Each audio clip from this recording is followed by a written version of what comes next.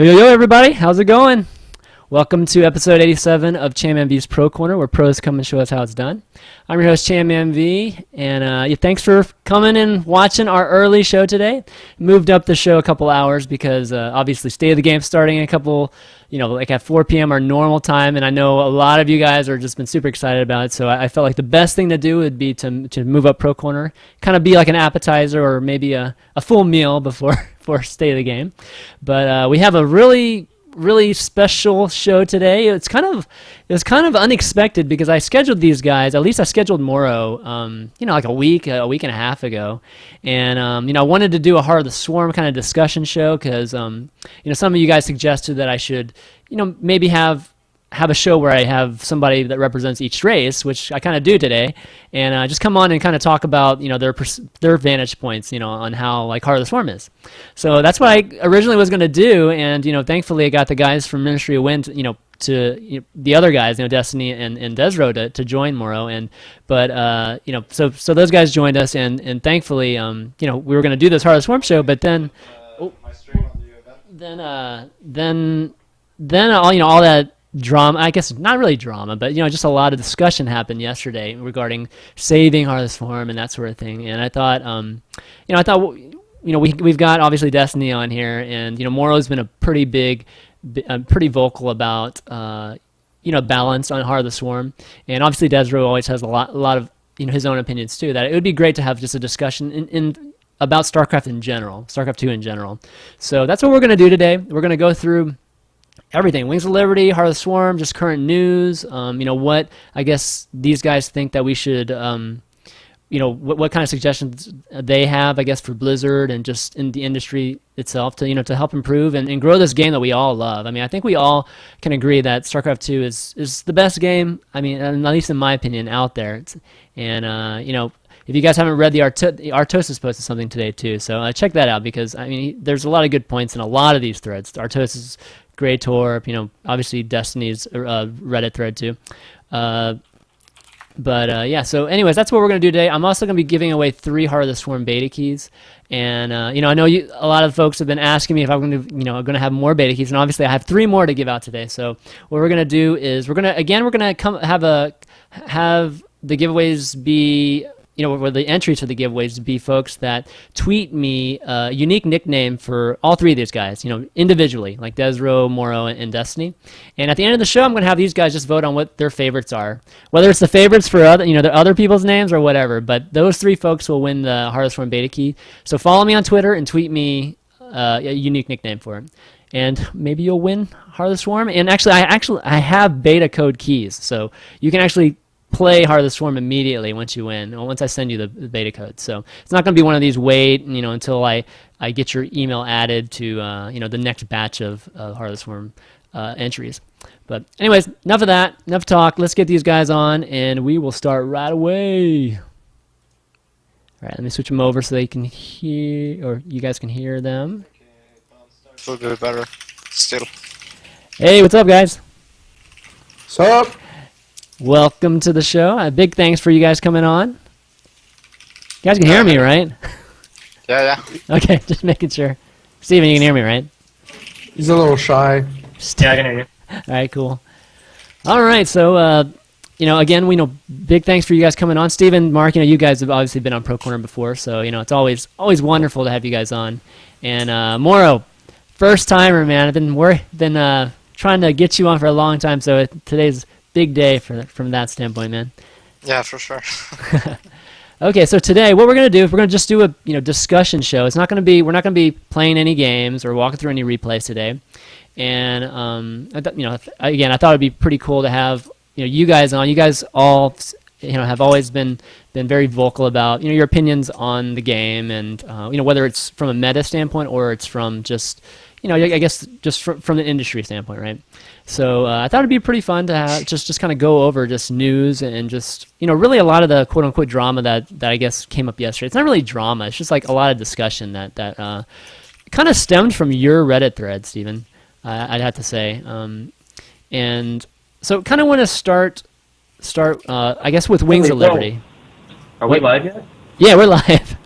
Oh shit! Okay. Dude, man, that's why I was like, damn, Steven's freaking like he's like he's like totally stoned or something today, man. No, but yeah. So, anyways, I kind of wanted to start with Wings of Liberty and kind of get your thoughts on that, and then of course we'll progress, into Heart of the Swarm and get kind of go from there. But Wings of the Liberty, guys, like, what do you guys like? What are your current thoughts on Wings of Liberty right now? I mean, do you think it's at a pretty mature state? Why don't we start with you, Destiny? We're talking about the casual side or the competitive side? Let's talk about both. Let's talk about competitive side first. I think it's okay. All right. Okay. Right. Who invited this guy? He's not even pro. Oh man. Oh my god, we got this shit on here. Yeah, he's like reading verbatim from the Reddit thread comments, man. But, all right, I Mora. made that comment. I saw that comment actually. Fuck you. All right, I Mora. think like you could have like a really big discussion, but like I think the biggest problem right now is that Starcraft 2, there are like some fundamentally bad aspects to the game that can't be changed by just adding or removing units. But people try to change it by adding and removing units. So like we end up with like this really weird cluster of like people trying to fix fundamental problems with like new stuff, and it just doesn't really work. I don't know. So it's like it's really awkward, I guess. Mora, what do you think of Wings of Liberty right now? I think we have pretty much figured out all the strategies, and it feels like everyone have found a way to play every single race and how a game should look. Like when you look at tournaments nowadays, like almost every single game looks the same, somewhat. Mm-hmm. So yeah, I think it's pretty much somewhat at its final stages. I mean, you're one of the few players that have actually, played competitively with 2 races, and I mean, you would even switch it up, like even pretty recently, right? Like depending on I guess who you're playing or maybe what map it is. But talk to me about that. Like, what made you play 2 races? Obviously switching races is a very, very hard thing to do, right? And you started out with Terran, right, and switched to Zerg, and now you're kind of back at Terran with Heart of the Swarm. So talk to me, what your progress or why you ended up doing that. All right, so I'm not gonna go into why I switched to Zerg in the first place, but I ended up stop playing Zerg versus Zerg because I found the matchup very retarded, boring, and like terrible as a matchup. Like fundamental problems that were never gonna be fixed because like Blizzard doesn't go into fundamental problems for that matter. So I pretty much had to stop playing CVC. I couldn't stand bear practicing it, and I felt like just mass gaming CVC was not gonna win me more games. I mean, let's talk about the fundamental problems. Like, what are they? Like, what were the big problems you had with it? All right, so in CVC, there's like problem with the larva and the scouting. So what that means is like when your first inject comes, you can make all drones or make all units, and there's like too many possibilities. So for example, like if one guy makes only drones and the other guy makes only units, then he will have a timing to attack and kill the other guy, and there's like no timing where you can scout or react in time for responding to something like that. Okay. So what ends up happening in CVC is usually like the guy who takes the most risks. As long as you're ahead your opponent with 1 drone, then eventually after 1 minute you're going to be ahead with 2 drones, and it just keeps going like that. And there's like it's very hard to make comebacks as well in CVC. Like there's so little skill involved. Like you're just building roaches, you're just building infestors. So when you get an advantage, the only way to, like, if your opponent gets an advantage, the only way to come back, I feel, is to like take super big risks. Like, oh, my opponent is ahead, now I have to drone for 1 minute or build units for 1 minute and then attack or come back in the game through drones. So I think it's pretty stupid. Destiny, would you agree with that? I mean, I wouldn't go as far as to say it's not skill-based at all. I mean, there are people with very high winning records in CVC. But I mean, it kind of sucks sometimes. Yeah, it is really, really hard to come back in CVC if you get behind due to like certain build order openings and whatnot. Yeah, I think that's what I think a lot of people refer to with the whole coin flip situation, right? And I mean, even just the larva, even the details of the larva you were just talking about. But, all right, Mark, desRow with Protoss, what do you think of the current situation with Protoss in Wings of Liberty? Obviously, there's been a lot of talk. I know, like in Greytorp's thread about sentries being, they're really, it's like they're really cool units in my opinion. Just the fact, from a creative standpoint, but it seems like the race was pretty much designed around that unit. What do you think about those comments regarding Wings of Liberty?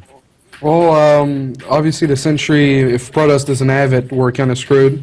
Right. So it would like the whole game would need to be reworked.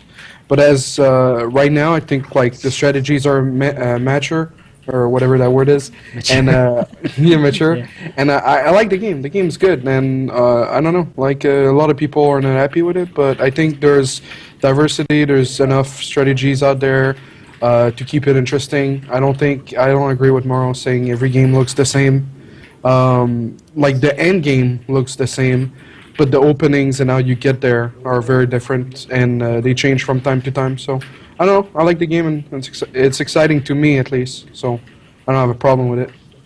Yeah, I didn't mean every game looks the same, but like all the ways, like the roles that the races have at certain timings of the game still work the same. For example, like we have come to conclusion that a Protoss expands, Forge expands, and then Zerg takes 3 base, and then you have Broodlords and you go up to Infestor. Like, of course you can, there's like different timings and different builds, different cheese and all-ins, like, but we pretty much have come to the point where we know that we're not meching against Protoss. We know that Biotank is probably the best in TVT, and like, and that's pretty much what I mean. So we're like, we have figured out most of the stuff. I see.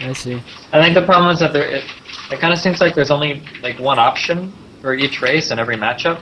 Like if you're playing ZVT, assuming the Terran goes bio, like your endgame army is going to be Infestors and Broodlords. Like pretty much, well, actually, like in every ZV matchup, your endgame army is Infestors and Broodlords. Like pretty much without exception. The only exception being like maybe if the Terran goes mech, I guess there are like Ultralists, things you can do there. Or I guess some people still use Ultralists to some extent, but like same with like in Protoss base matchups, like in PvZ, like your endgame army is pretty much always going to involve like a mothership and then Colossus and Stalkers and high double. Like I don't know, like it seems like everything kind of leads, kind of like what Morrow was saying earlier, like everything kind of leads to like one place in all of the matchups. PvZ is like the best example of like a really dumb matchup right now, where it's like a 50-minute macro game, or no, that's a little bit of an exaggeration, but it's like a 40-minute macro game that looks the exact same. Like both sides kind of harassed a little bit, but Zerg takes a fast 4th base, and the Protoss takes a relatively fast 3rd, and then you get into this like huge Broodlord Infestor clusterfuck versus Mothership, whatever. And then if the Protoss gets a lucky Vortex, then he wins the game in 10 seconds. If the Protoss can't get the Vortex, or the Zerg Morpher decides the Mothership, then the Zerg wins the game in 15 seconds. Or you just get into this huge like back and forth War of the Worlds, 55-minute spores and spines mining out the whole map, and it's like a huge snooze fest with no action on either side, and both players just like literally like stroking themselves off, making their own armies and not being able to do anything. So I mean, do you think the units are just too strong at the end of the game, or do you think they just don't require enough micro? Like there are just so many problems. Like even looking at, like I don't like watching like these huge things move back and forth across the screen. Like PvT is really guilty of it too. Watching PvT where like they move back and forth, and it's like if the ghosts get off the money EMP, then it's like Stim and A moving, like the Protoss is screwed. Or like if the Protoss gets like the lucky feedbacks on the ghosts or the good storms, then the Protoss just sweeps through. Like watching a 30-minute build up to a 15-second fight is never a good thing.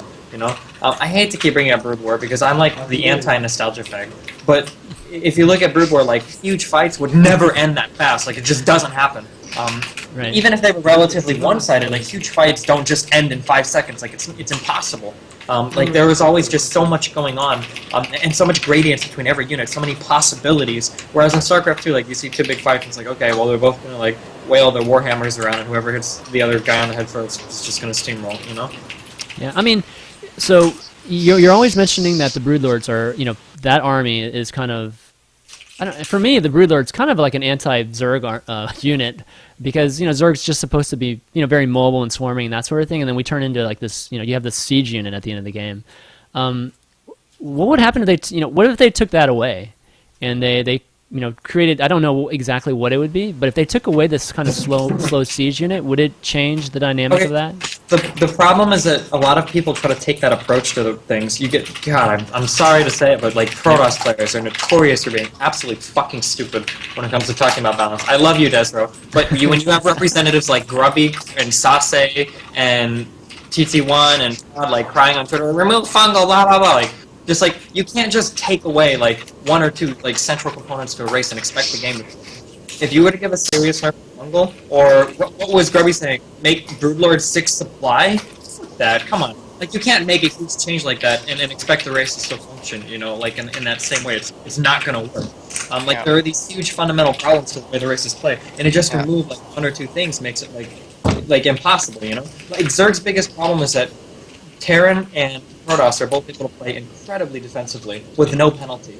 And when I say that, I mean, like, for instance, like Terran making a wall of supply depots that can raise or lower, bunkers that can salvage, Protoss having regenerating energy on sentries that can force field. That kind of stuff makes it really hard for there to be any kind of viable 1 or 2 base Zerg opening. Like, there are no 2 base ZVT openings besides like the Roachling Bling all in. There are no 2 base Zerg openings versus Protoss unless you do like crazy shit that just catches the Protoss off guard. Like maybe like a Lucky Midas or weird stuff like that. There are like no legitimate openings because the other races can defend so much. Like everything, I don't know, man. I feel like Zerg and Protoss like have these huge fundamental problems that can't be changed by just adding or removing 1 or 2 units. Like with Protoss, like a lot of Zergs or a lot of people saying like force field is so incredibly broken. And I mean, it really is. Like force field is like the dumbest shit in the universe. Like the idea that you can't do anything. Like it's like watching Protoss force field is like watching the kid that developed a little bit too quick in grade school. He like puts his hand on the head of the little kid, and the kid is like trying to hit him, but he can't because the other kid is like 5 feet tall. Yeah, your mic's kind of chopping up, dude. Yeah, your mic is chopping very much. Mute your mic, Morrow. Alright. Is my mic still sounding weird? It's a little bit better, yeah. Whatever. Like a lot of people complain about, I don't know how much anybody even heard of that then, if my mic was, if it was being weird. They kind of heard it. Okay, so basically the problem is that, here's like the problem, okay? People complain about Protoss and Zerg because Protoss and Zerg both have fundamental issues, okay? People complain about Zerg because Zerg rely on fungal growth all the time, every matchup.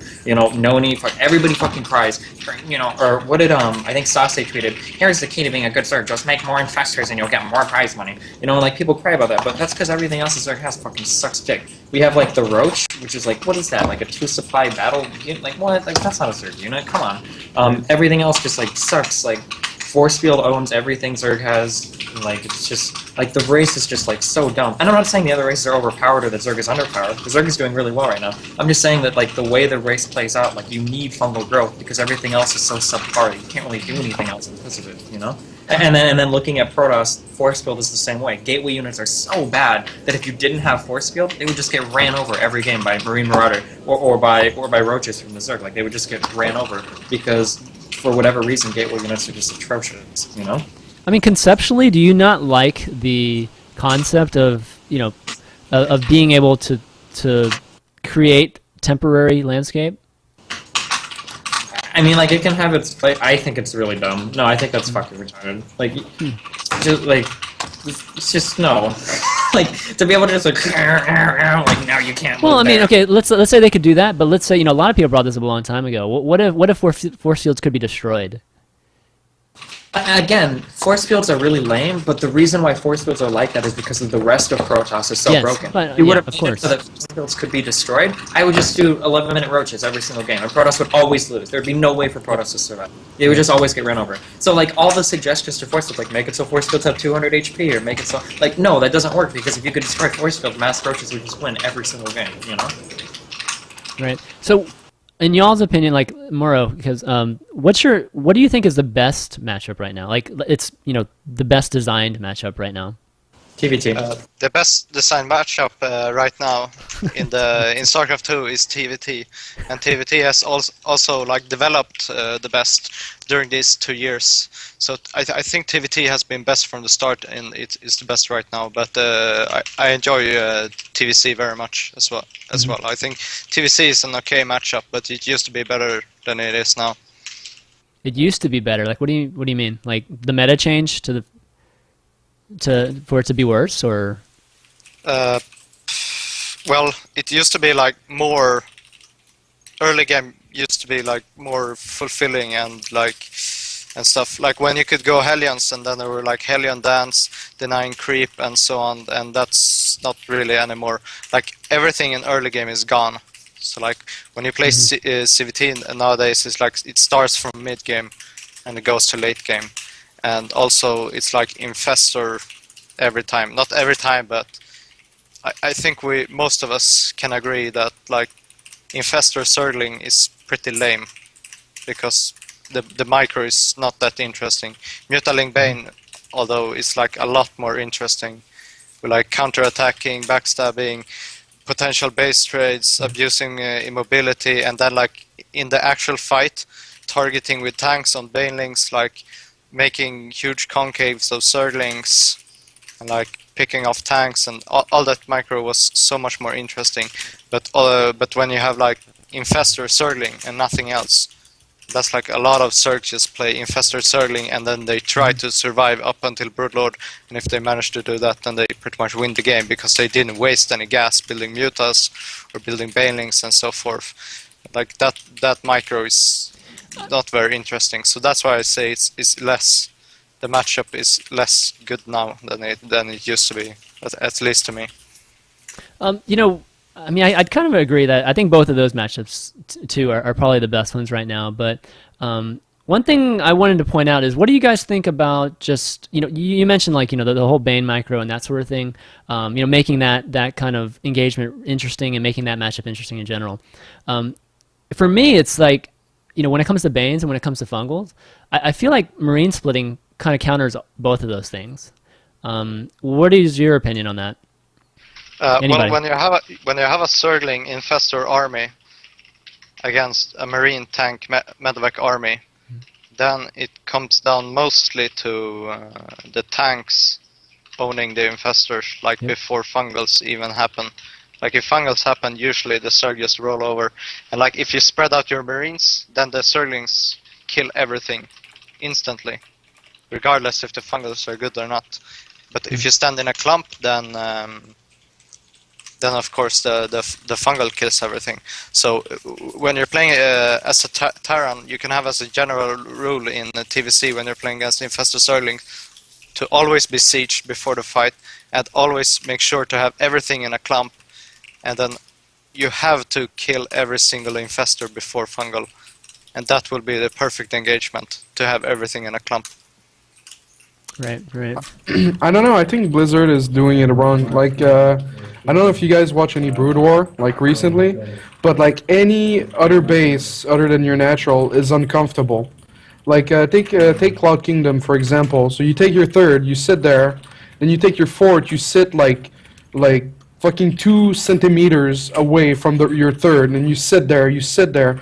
And Brood War, I don't know, like, the bases were so far away, it was so much easier to just send, like, a random bunch of units to harass somewhere, and then if the other guy didn't send troops there too, he would get fucked. And I don't know, in StarCraft 2 the maps are so small, and then people complain about Whirlwind. At least Whirlwind is big, and it's like Brood War-ish, but I think there should be more maps like that. Like, I think if people are gonna spend like 50 minutes playing a game, it should be around like 40 minutes or 30 minutes that you get your late game army, not around like 15 minutes that you can get Broodlord because you were sitting on your ass at your third and then your fourth, and then you move the spines there. Like, if you want to move spines, you should have like 6 creep spread, or they should walk like off creep because it's so far away. Like, the maps are just so small. It removes a lot of options. I mean, if the maps were any bigger, I mean, do you think that late game would suffer though? I mean, sorry, early game would suffer then? Like, I mean, there would be basically no action early game? No, there would be... like Zerg wouldn't be comfortable taking a third that's too far away. Like we give the natural close to the main, and then we put the third like a fucking mile away, where it's like super like hard to defend or just to mix it up. Like right now, it's so stale. Like the third is so close. One creep tumor. Oh, I have creep spread in between my natural and my main. That's Can you a joke. imagine? Can you imagine a map like Heartbreak Ridge trying to make it in StarCraft 2? People would be God. people would cry so much. That's true. I, Maury, I, I you were want gonna say to something? add something to that. So the reason we have actually tried out bigger maps and certain things like map layout and all this kind of stuff, but one thing we have learned is that there are like rules. You can't just screw around and have the third base shaped in certain ways and so on, Yep. because the units like function in such a way, or the entire army of Protoss with force field function in such a way that the third base has to be exactly like a certain thing, else they're not going to take a third base ever, and it's not going to be possible for them to take a third base. And that also goes to like the fourth base. If you have the fourth base like way too hard to take, then suddenly like playing the camp style of Broodlord Infestor is going to be very hard against Protoss. Yeah, like, so you mix up your style. Yeah, but Protoss have like a timing attack. The way it works right now, the Protoss have a timing attack before Broodlord, and that's pretty much the best chance at winning the game. And it goes down to like defending 4 bases as Zerg, and you want to have as little space as possible so you can have all your spines there. And if the 4th base is too far away, for example, if you need too many spines to defend, then that timing is going to kill you every single time. And you can't just talk about different playstyles, because during 2 years, Zerg has tried every single fucking way to survive against the Protoss Death Ball attacking you at a certain timing. Like, alright, 16 minutes, let's go. And we have finally figured out, alright, we need spines, we need corruptors, and we need infestors, and everything else is crap. But we just throw that at them just to give us more time to get Brulers out. So I just want to go back to the maps for a little bit. So the maps have to be like that. Like there has to be like the balance has been created around the maps so much that like you have to have 8 minerals and 2 gases in the third base and things like this. So it's like general rules that you need to follow as a map maker. Yeah, I think the maps are more of an extension of the balance of the game rather than something that can modify the balance of the game.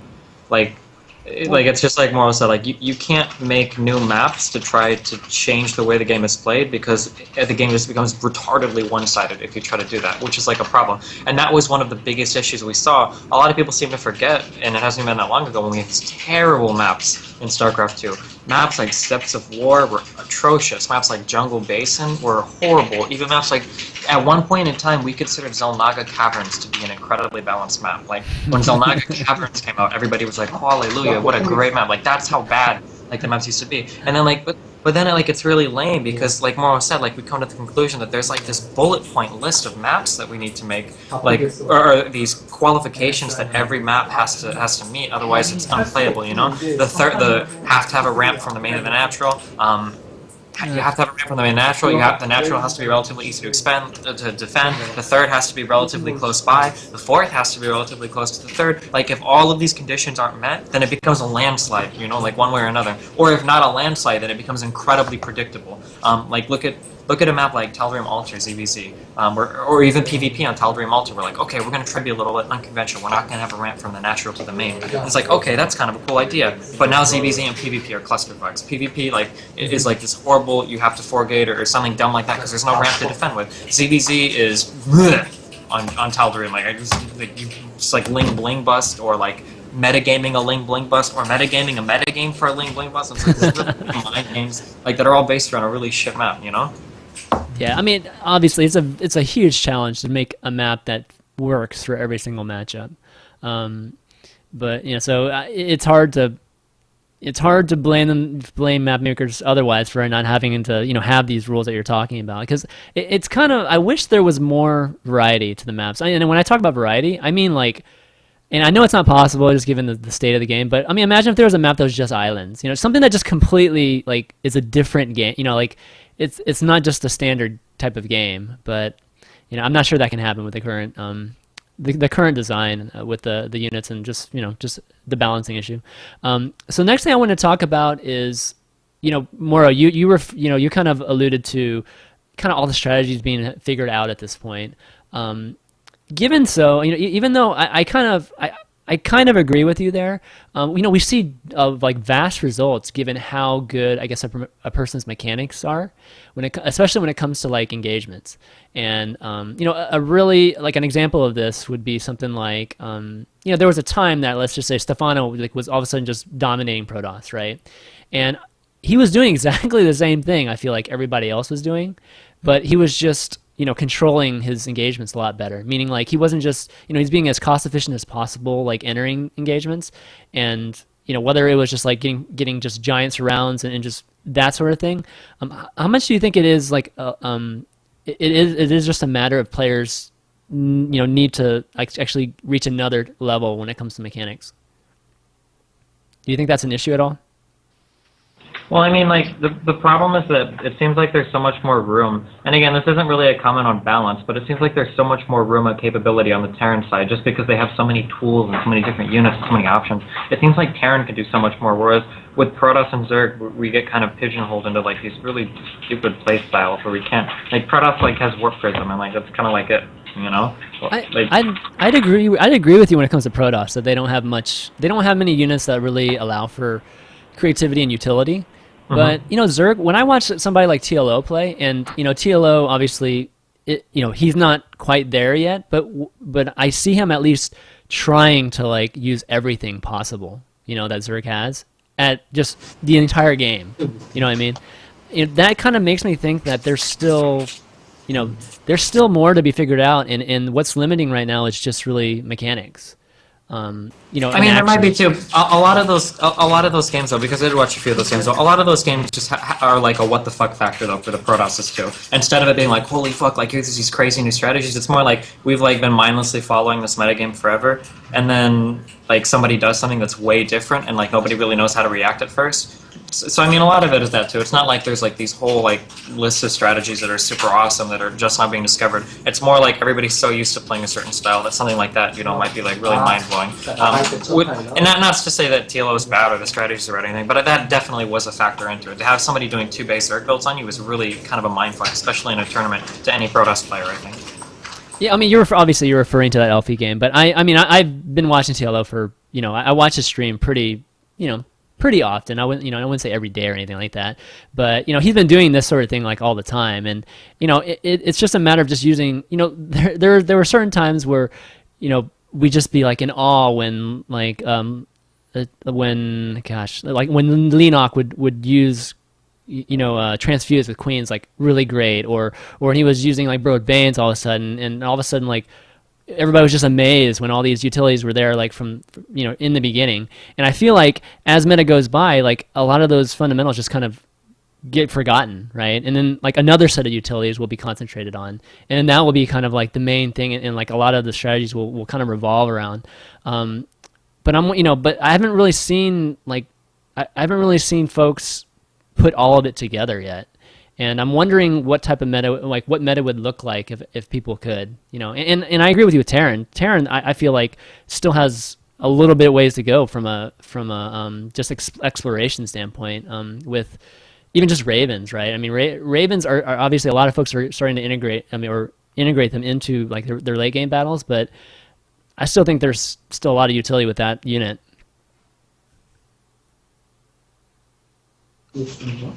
Sure. Sure. Cool story. But yeah. So anyways, okay. Anyways, why don't we kind of move on to Heart of the Swarm and talk about Heart of the Swarm and what you guys think. Obviously, MorroW, you've been playing it like exclusively, I feel like, except for maybe your NASL matches. Yeah, pretty much. Time. Yeah. So I'll start off with you. You're playing Terran, for the most part with Heart of the Swarm. Talk to me about what you think about the game in general, and then maybe go into Terran a little bit. Alright, so I think all of the units, I pretty much learned all of them, and what roles they will probably have.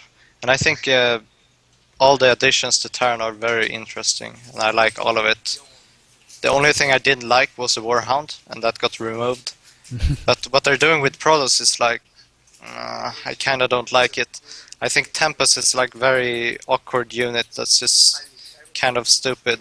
And the Oracle is just like, they wanna promote micro and harassment, but still it's just a obnoxious fucking unit you have behind the mineral line that comes in once a minute and they put on a shift command and then they move back. And that will like make Protoss players think that they have good APM or something. So I think that unit is kind of stupid. And yeah, the Tempest, like I said, I don't like it. The Swarm Host, I think, is like a better designed version of Broodlord.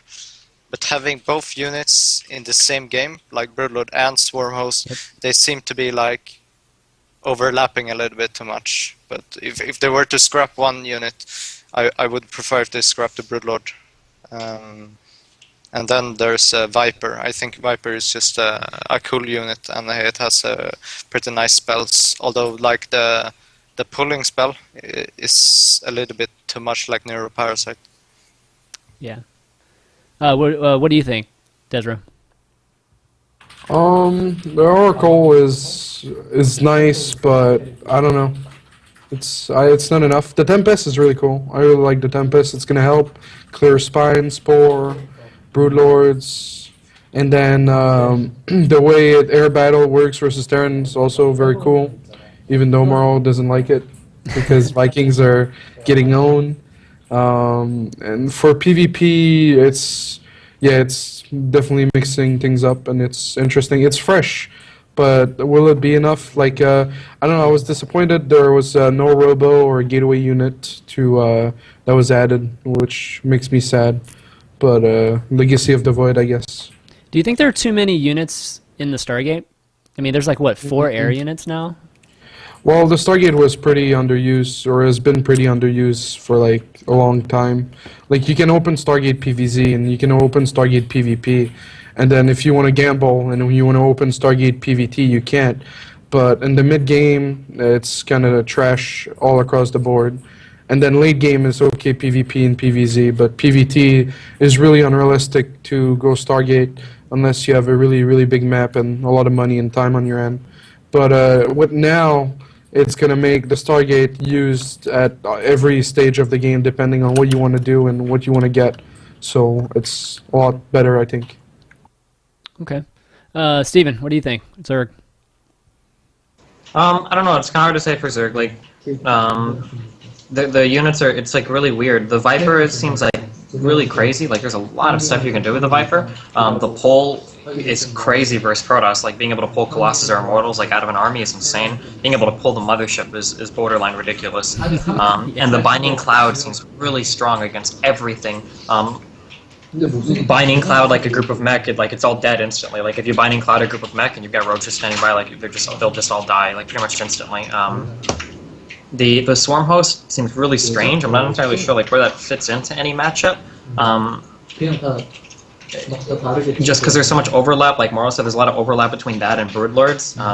And then just like it's a weird unit because like 3 Swarm Hosts aren't good and 6 Swarm Hosts aren't good, but like 12 plus Swarm Hosts are really good. So it's like you're gonna have to like mass it because you can't just get a few because then it doesn't really do anything. So I'm not sure. Zerg seems like it's in kind of a strange place right now in Heart of the Swarm. And it seems like Blizzard agrees with it because they haven't like changed anything. Like they're not really doing anything with it. Right. What was the last time they changed the range on the Locust with Zerg? But like, what was the last? Have they changed anything else in Heart of the Swarm about it yet? Well, I mean, I think they're having bigger issues with Protoss and Terran, so they just haven't gotten to Zerg really. Yeah, that's true. I mean, when it comes to the Swarm, you mentioned Swarm Hosts and Broodlords. Do you think Zerg having a siege unit is good? You know, I kind of mentioned it before with the Broodlord. Is that a necessity in the given state of the game?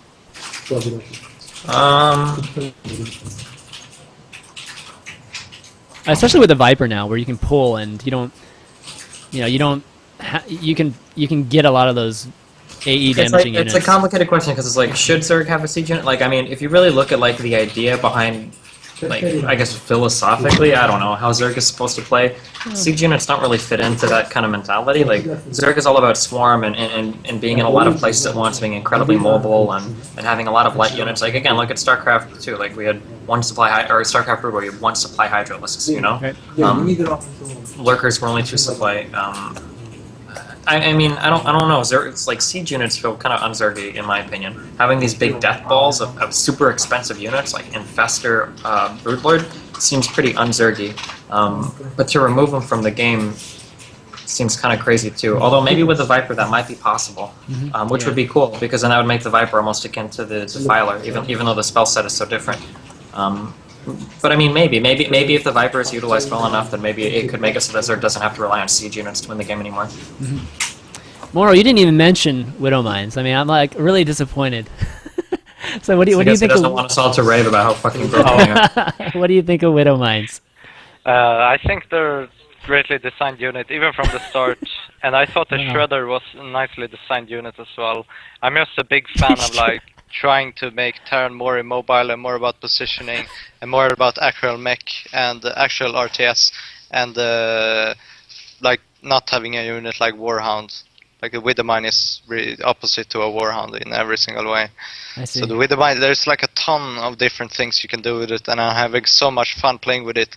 Like at TVT right now, it's all about like grabbing map control and getting Widowmines on the map. And then like if he bursts a Widowmine somewhere, like you send a Marine there, and then the Marine gets killed, and then you send your own Widowmine and burn next to it. So you kill his Widowmine. It's like so much micro all around the place. And I've been seeing Wilco playing his pros, of course, and like in mech fights, like you can charge in with Zealots and you can blink in with Stalkers, like everything to pull the mines and explode on the Terran army. So the Widowmine, you can use it in so many ways, and your opponent can abuse it in so many ways. So I think that unit is amazingly designed. Okay, wow, that was a different look at a Widowmine. All I ever hear, like, is Widowmines are too strong. So, that's yeah, but everyone is pretty stupid and bad at this game. So, well, I don't think there's anybody that's probably played more than you. So, I mean, obviously you have you're gonna have I feel like a much more thorough look at take. He's just butthurt over one base Blink Stalker builds right now. Well, I know that. I read that. I definitely read that post by MorroW. So, in general, with Heart of the Swarm and like with these patches, right? Do you think they're okay? So first question for me is: do you think they released Heart of the Swarm beta too early, given the state of the balancing? What do you mean? Do you think they should have waited until maybe they? Yep. Okay. The reason I brought that up is because like I've kind of felt that these patches where they're just like removing units, between patches and drastically changing certain abilities of units, it kind of like makes you players. I mean, MorroW, obviously you're an exception to this, but it makes most of the players not even want to play it because they feel like it might be a waste of time, like getting to know units. Yeah, but at the same time, I think it's better the earlier beta gets out, because like for them to figure out on their own, like Dustin Browder is gonna figure out the Warhound is a bad unit. That would take like 1 year, but instead they can release the beta, and it takes 3 days for us to say that it's gonna be removed. So the earlier the beta comes, the more like the process of balancing and releasing the actual game is gonna be much faster. And I think everyone was very excited for the beta and was starting to think like, oh, Wings of Liberty is getting a little bit old. So I think the timing when they released the beta was like super perfect. Well, I mean, you're right that the excitement was there, but I feel like just because of the state of it, I mean, the excitement only lasted like, I don't know, maybe 3 or 4 weeks. And then I feel like a bunch of players were playing for about 3 or 4 weeks. And then now look, I mean, you're like the only player that's playing it consistently. Yeah, but that's nothing to do with the timing that they released the beta. Yeah, that has to do with a lot of everyone was talking about the beta, like, oh shit, when it started Swarm coming out, everyone was super excited, like, and they had been super excited for at least a half year, like so excited for Heart of the Swarm. So I don't think the timing has anything to do with its popularity at this point. Okay, that's fair. Yeah, that's true. There's too many tournaments, Wings of Liberty, and then there's no good players playing HOTS except MorroW and a few others, and so it's not really worth playing like Gold, Diamond, and Low Master players. That's the issue. Like maybe closer to release or something, then people will start playing it more because they won't care so much about the Wings of Liberty tournament. But there's always Wings of Liberty tournament going on, so. Yeah, I mean, let's talk about that a little bit. I mean, it's good that you brought that up. I think a lot of motivation for which game they play, or you players play, has to do with the tournaments, right? Because obviously you guys play tournaments to try to win. Obviously, you make money off tournaments. When do you think that when do you think that point will be? I mean, do you think it'll be another like do you think once like NASL for instance or MLG starts, I guess with Wings of Liberty, that they'll just play Wings of Liberty through the rest of the year, or do you think they would switch games on everybody at one point? Because I feel like there's going to be some fragmentation at some point, right? I Are mean, you talking about players playing or tournaments? Yeah, players playing, players kind of breaking up their practice, like, The best players in the world will continue to play Wings of Liberty until the absolute day it dies, and then the tier below them will switch as quickly as possible to try to win a lot of money as soon as the new game comes out. Like players that are currently performing at their peak are going to continue to perform at their peak or at like the highest level, and they'll win and win and win, and they'll continue to win. And then the players that are just below them, who aren't making as much money as they want to be in Wings of Liberty, will switch immediately to Heart of the Swarm, because then they'll be the top players on Heart of the Swarm, and they'll have a little bit of a jump at the better players. It'll look exactly like the switch of the Kespa players from Brood War to Starcraft 2, and how all the top tier Kespa players pretty much stuck with Brood War until its death, almost entirely to its death, and then switched to Starcraft 2 at the end. And no high ranking, like you didn't see Flash or Jedi or Beastie switch. Only like B tier pro gamers would switch, you know? I see. Steven, are you calling me worse than Stefano? I love you more. Too late. So do you think the major tournaments will pick up Heart of the Swarm even if it's in beta? Or do you think they'll actually wait for official release? they'll wait for the release. There's not enough stability in playing a beta. Like, we already have to suffer no LAN. What if we have to suffer, like, BNet beta? This nightmare. Yeah, that's true. Let's talk about a couple of the added, like the kind of peripheral features of Heart of the Swarm. And I kind of want to get your thoughts on it. What do you guys think of the whole replay restart feature? It's fucking, it's nice stuff, but this shit should have been added 3 years ago. I'm not impressed with anything that Blizzard could possibly release for this game ever again, because it all should have been done so long ago. Like, restarting replays is like, it's easy as fuck to do. There's no reason you shouldn't have had that. That was available in Brood War. Like, you could save a game in Brood War. I don't even know how many people know this, but in Brood War, if you're playing a 1v1 with a friend and you guys had to leave, you could save the game and then leave, and then you could remake the game later and come back and play. Like, looking at what Riot and Valve are doing, like these like crazy. I don't even know how many Starcraft 2 kids know this, but like in Dota 2, like you can watch tournaments using the game client. You can use the game client to jump into tournaments. You can watch tournaments that way. You can follow caster perspectives. You can see sponsor logos on the ground. Like this stuff was added in a game that's still in the beta that's been around for like 1 or 2 years. What? You could do this in Warcraft 3 too. You could watch through G Arena, and you can watch like all the top Warcraft 3 player play like their tournament matches and like the big events too. Because there wasn't stream back then, so that's what people would do. I didn't even know that. That's I didn't like, know that either. Wow. So yeah, they fucked it up. Like, cause Warcraft 3 is so much closer to Starcraft.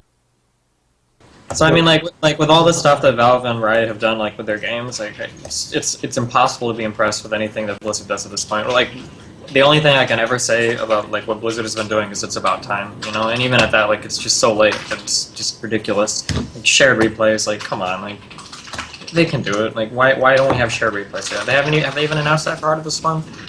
Like still no LAN. I mean, I think they've announced shared replays for sure. I mean, have they announced it like that they're actually going to do it? Because they've also announced 3 name changes that are coming soon, like on August 10th of 2010. what? 3 names?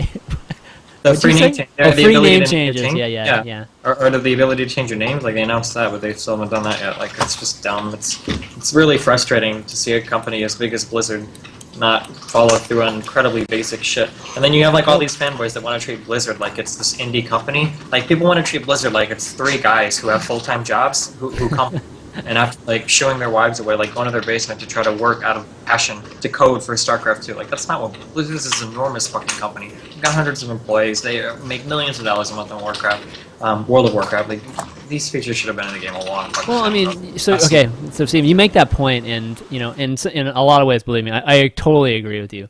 But you know, that's the one thing about like Riot, and I don't know, I'm not sure how big Valve is, so I can't really state much on Valve. But you know, you're right. Blizzard is this huge it's almost a huge conglomerate at this point. I mean, they have a ton of employees. You know, they function more as a giant company than they do as this, you know, nimble kind of startup company.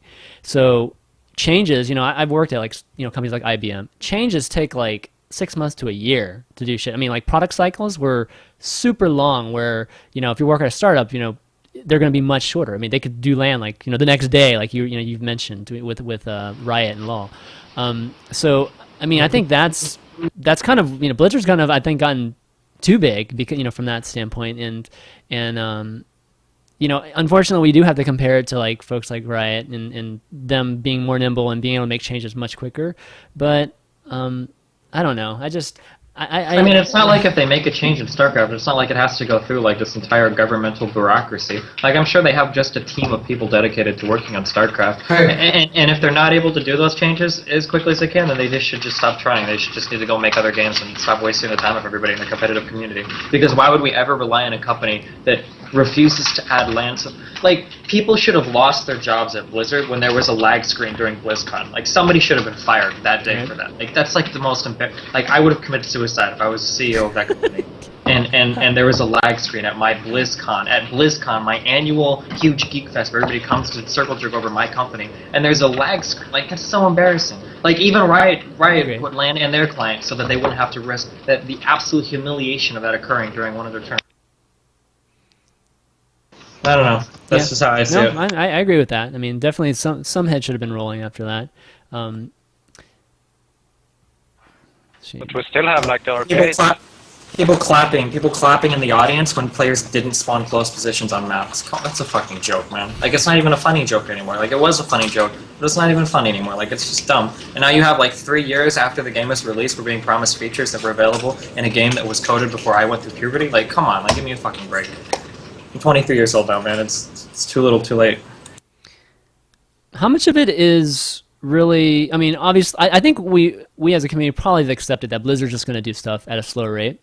How much of it is really we wish, like maybe having them be a little bit more transparent about what they are doing? Would that be sufficient enough for the community?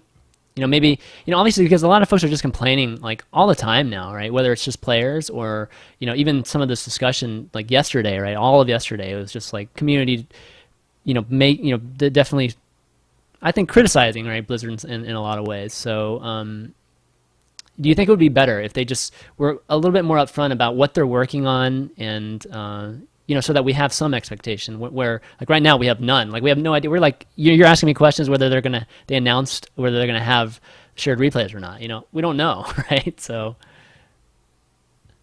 Well, oh, can't hear you, desRow. yeah, I think there's not enough people on staff. Like they're making odds and they're like working on so many different projects. And like the issue with Battle.net is they have like a Battle.net team, and then that Battle.net team works for other games, and then they get a certain amount of time to work on StarCraft 2. So like they're behind on so many things, and it's so fucked up that the only thing they could fix was the chat channels for now. Like they're not gonna go for a name change first when there's so many fucked up things that still haven't been fixed.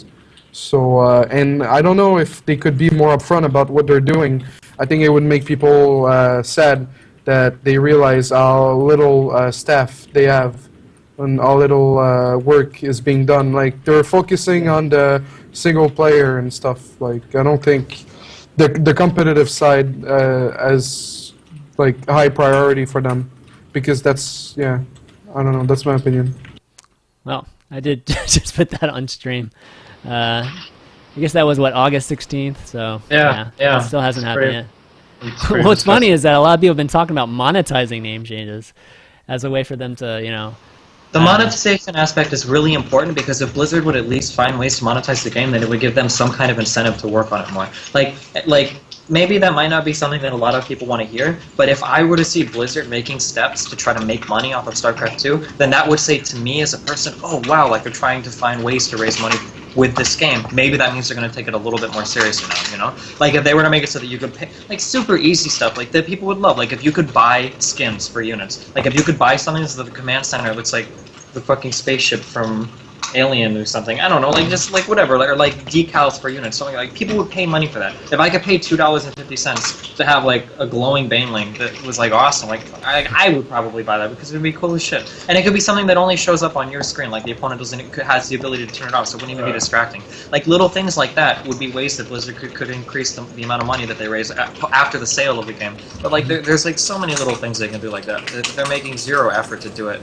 I mean, you're assuming that the game would be free at that point, right?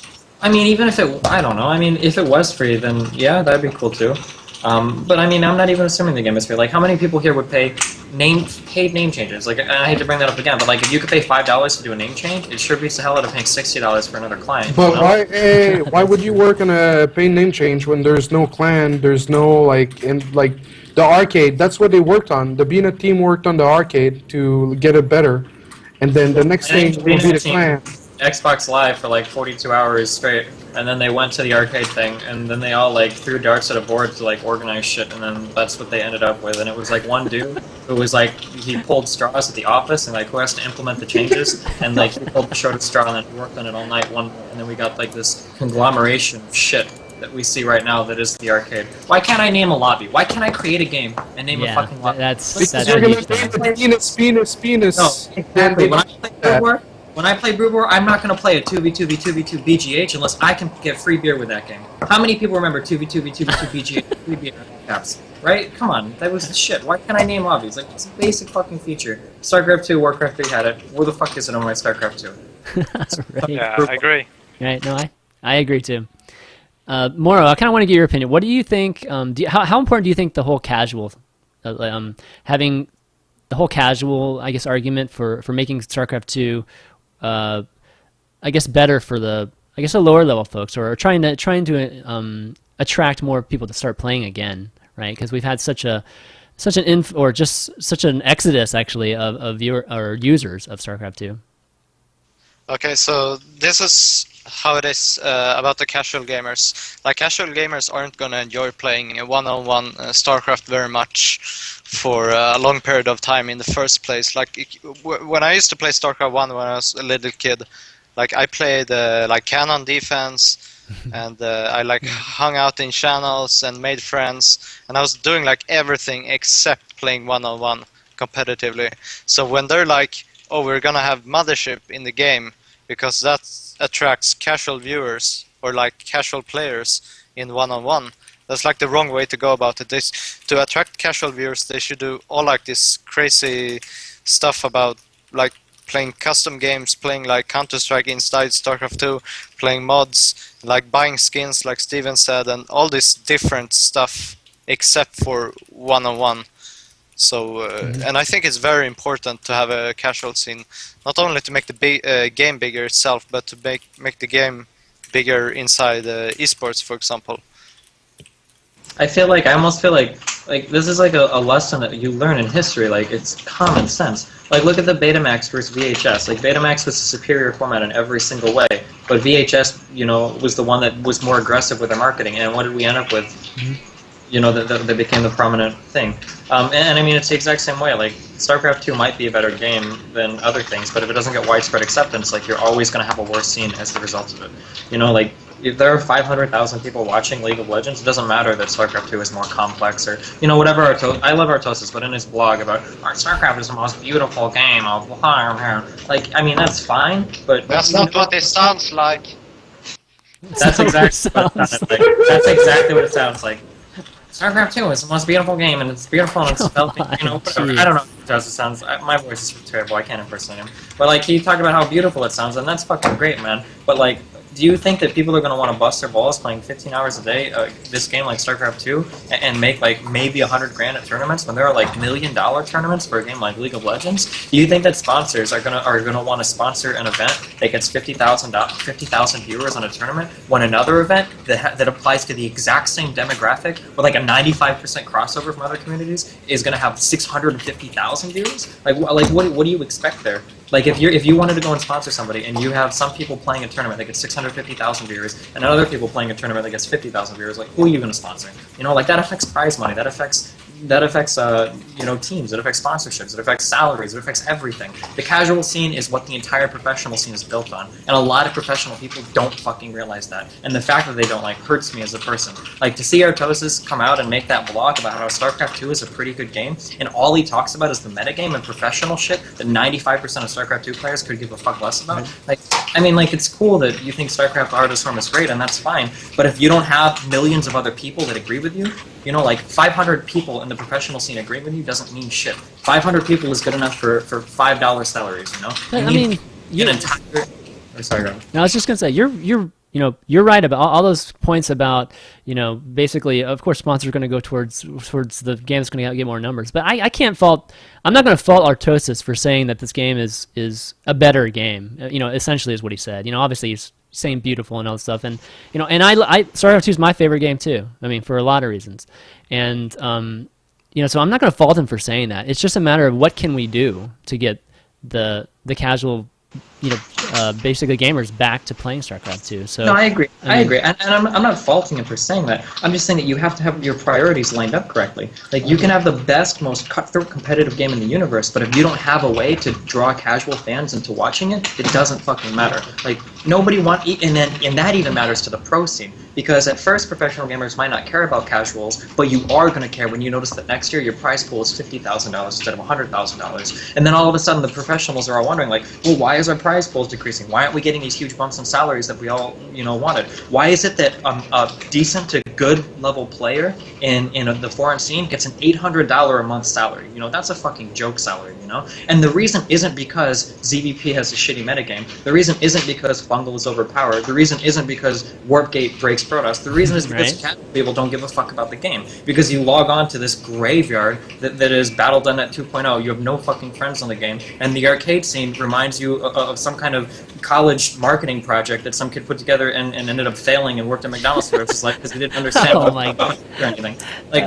That's the shit that's really fucking important. The professional side is important, and they should worry about that. But without the casual side to energize it and monetize it and give it the viewers that it needs to exist, it doesn't fucking matter. The most competitive game in the world will always lose to something less competitive if it has a bigger casual audience. And that can be seen perfectly right now with League of Legends. Because League of Legends is, honestly, I think League of Legends is bigger 6 months ago than StarCraft 2 will ever be, just because they understand that entire concept of monetizing and getting casual people to play their game over and over again far better than Blizzard seems to understand right now.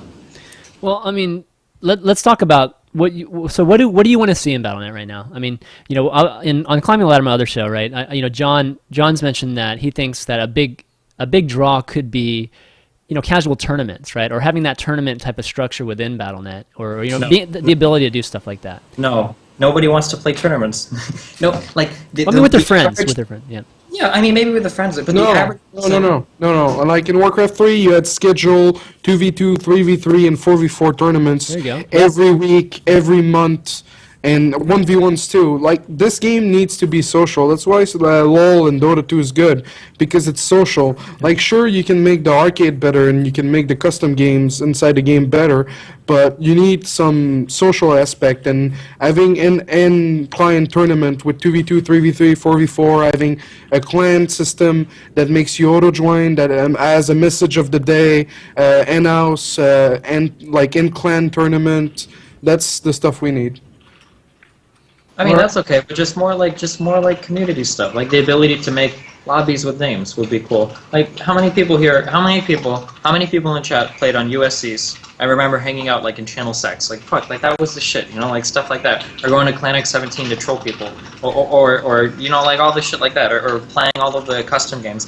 When you go to all the people that played Brood War for so long and watched tournaments, the people that played Brood War and watched tournaments weren't all logging onto IC Cup to try to raise their rank every day, or they weren't super excited because they just hit A- on IC Cup versus Koreans. They played Evolves and Bunker Wars and Yu-Gi-Oh! And Dragon Ball Z and fucking Sunken Defense and Photon Cannon, turn the lights off and turn the lights on defense. That was the kind of shit that people play all the fucking time. But that kind of community doesn't exist in StarCraft 2, That's the kind of stuff they need to work on. They took and I've harped on this point a million times before. In StarCraft Brood War, if you wanted to play a melee game, okay, you log on.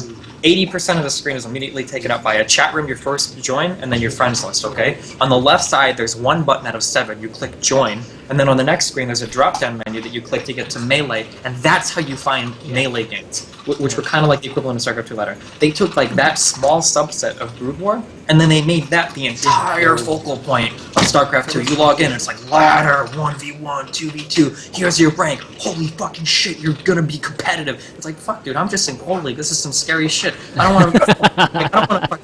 want to play a game and get fucking 6 pulled and like lose all my ladder points. Like, oh my god, like I just wanted to log on and play some use map settings games and I can't even find the fucking chat channels. You know, like that's fucked up. Like.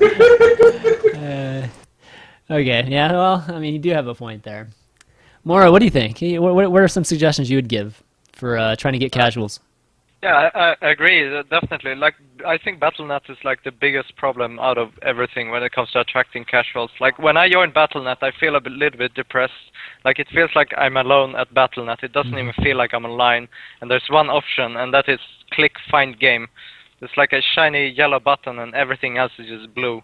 I don't understand. When I got into StarCraft 1 scene, it was like I just log in and I click like join game, and then there's like, oh, strip Kerrigan, cannon defense 10-way, 2v2, no noobs, and like fastest, like so many personalities, and I just join game and I make friends quickly, and I got into like chat channels, like Swedish chat channel, and then like my clan, and then all these like different things. And, like, the Battle.net was so good, but in StarCraft 2 it's just you're completely alone and you can only click find game one-on-one. It feels like it's like you never talk to more than one person at once.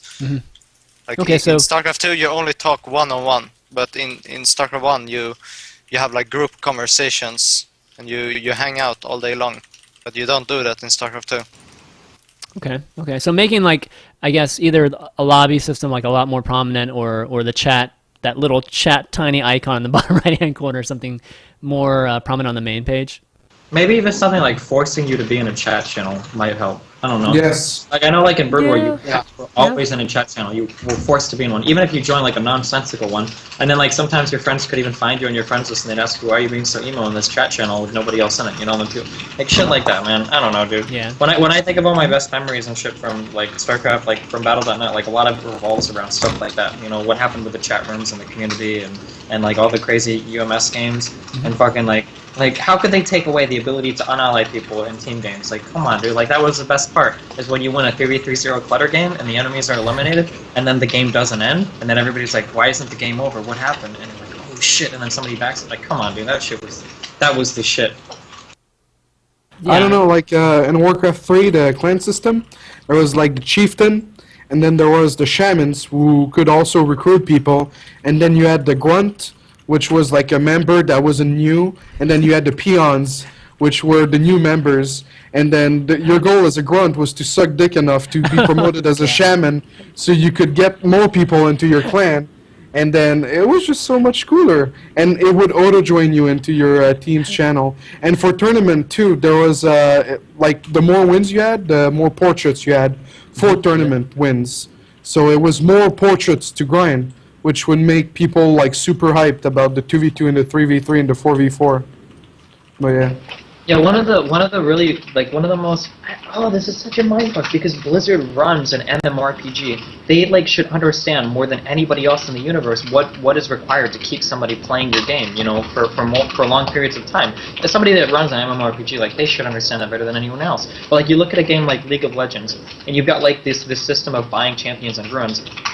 Every single time you play a game, there's something you're always building towards. There's a reason to log on and play. Like, even if it's not just to play the game, like, you always get riot point, or you always get like these little influence points at the end that you can use to buy runes or champions. You know, like stuff like that. People love shit like that. And Blizzard just recently actually found this out with Diablo 3. This game that everybody was looking forward to taking months to beat, like, is beat in 4 days after release. People are clearing it on Inferno. And, like, finally, it was, like, 4 months. Was it 4 months, like, after release? They're like, oh, shit, like, nobody wants to play our game anymore. Have Paragon levels, you know? Yeah, Paragon exactly. levels are, like, they're nice, but until you get like really high up, they don't actually do that much until you get like pretty high up there. But it gives people a reason to play. Now, whenever I log on and I go and grind Act 3 Inferno, like, oh, I'm getting a little bit of experience. Like I finally have like there's something fun because I'm finally building towards something every time I get on and play. That feeling is totally absent from StarCraft 2. There's no reason to get on and play games. There's no because what are you building towards? These boring fucking portraits that you see for 15 seconds in the loading screen? You know, like fuck, man. Give players something to build for. Give players a reason to log onto your plan every day. Like I was always logged into Brood War 24/7. I was always on Brood War. Even if I wasn't playing games, like I would leave Brood War open just to come back and see what was up. Yeah, but Brood War, it was a different time too. I mean, there weren't things like Skype back then, right? I mean, like it was a little bit of a different time, but League of Legends is doing really fucking well. Dota 2 is doing.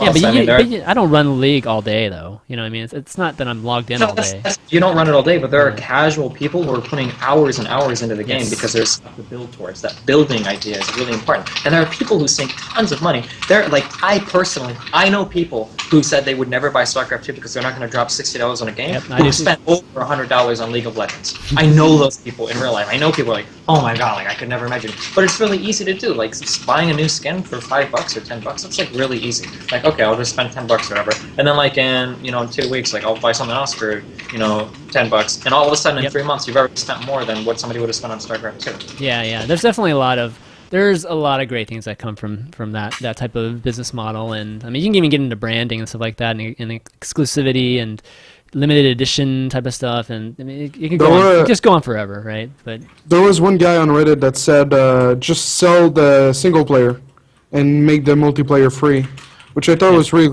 really cool because, like, I don't know about everyone, but I really love the single player. And I think a lot of people love it too. And then it's a way to, like, give money to Blizzard without having to buy skins and stuff.